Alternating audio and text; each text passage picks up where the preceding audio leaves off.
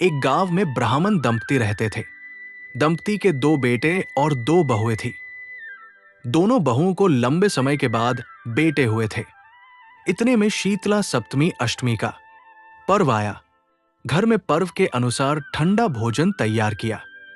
दोनों बहुओं के मन में विचार आया कि यदि हम ठंडा भोजन लेंगी तो बीमार होंगी। बेटे भी अभी छोटे हैं। इस कुविचार के कारण दोनों बहुओं ने तो पशुओं के दाने तैयार करने के बर्तन में गुपचुप 2 बाटी तैयार कर ली। सास बहू शीतला की पूजा करके आई। शीतला माता की कथा सुनी। बाद में सास तो शीतला माता के भजन करने के लिए बैठ गई। दोनों बहुएं बच्चे रोने का बहाना बनाकर घर आई। दाने के बर्तन से गरम गरम रोटला निकालकर चूरमा किया और पेट भरकर खा लिया। सास ने घर आने पर बहुओं से भोजन करने के लिए कहा। बहुएं ठंडा भोजन करने का दिखावा करके घर काम में लग गई।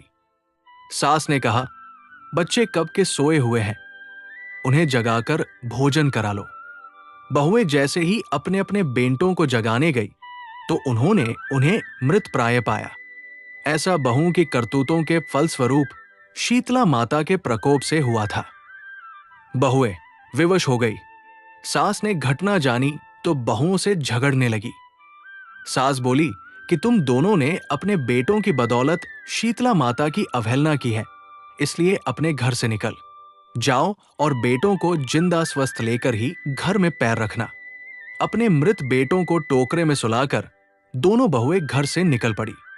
जाते जाते रास्ते में एक जीर्ण वृक्ष आया। यह खेजड़ी का वृक्ष था। इसके नीचे ओरी शीतला दोनों बहनें बैठी थी। दोनों के बालों में विपुल प्रमाण में जूं थी। बहुओं ने थकान का अनुभव भी किया था। दोनों बहुएं ओरी और शीतला के पास आकर बैठ गई। उन दोनों ने शीतला ओरी के बालों से खूब सारी जूं निकाली। जूनों का नाश होने से ओरी और शीतला ने अपने मस्तक में शीतलता का अनुभव किया।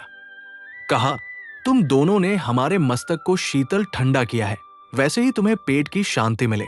दोनों बहुएं एक साथ बोली कि पेट का दिया हुआ ही लेकर हम मारी मारी भटकती हैं, परंतु शीतला माता के दर्शन हुए नहीं हैं। शीतला माता ने कहा कि तुम दोनों पापिनी हो, दुष्ट हो, दुराचारिणी हो, तुम्हारा तो मुंह देखने भी योग्य नहीं है। शीतला सप्तमी के दिन ठंडा भोजन करने के बदले तुम दोनों ने गर्म भोजन कर लिया था। ये सुनते ही बहुओं ने शीतला माताजी को पहचान लिया। देवरानी जेठानी ने दोनों माताओं का वंदन किया। गिड़गिड़ाते हुए कहा कि हम तो भोली भाली हैं, अनजाने में गरम खा लिया था। आपके प्रभाव को हम जानती नहीं थी। आप हम दोनों को क्षमा करें। पुनः ऐसा दुष्कृत्य हम कभी नहीं करेंगी। उनके पश्चाताप भरे वचनों को सुनकर दोनों माताएं प्रसन्न हुई। शीतला माता ने मृतक बालकों को जीवित कर दिया। बहुएं तब बच्चों के साथ लेकर आनंद से पुनः गांव लौट आई। गांव के लोगों ने जाना कि दोनों बहुओं को शीतला माता के साक्षात दर्शन हुए थे। दोनों का धूमधाम से स्वागत करके गांव प्रवेश करवाया। बहुओं ने कहा, हम गांव में शीतला माता के मंदिर का निर्माण करवाएंगी। चैत्र महीने में शीतला सप्तमी के दिन मात्र ठंडा खाना ही खाएंगी। शीतला माता ने बहुओं पर जैसी अपनी दृष्टि की वैसी कृपा सब पर करें। श्री शीतला मां सदा हमें शांति, शीतलता तथा आरोग्य दें।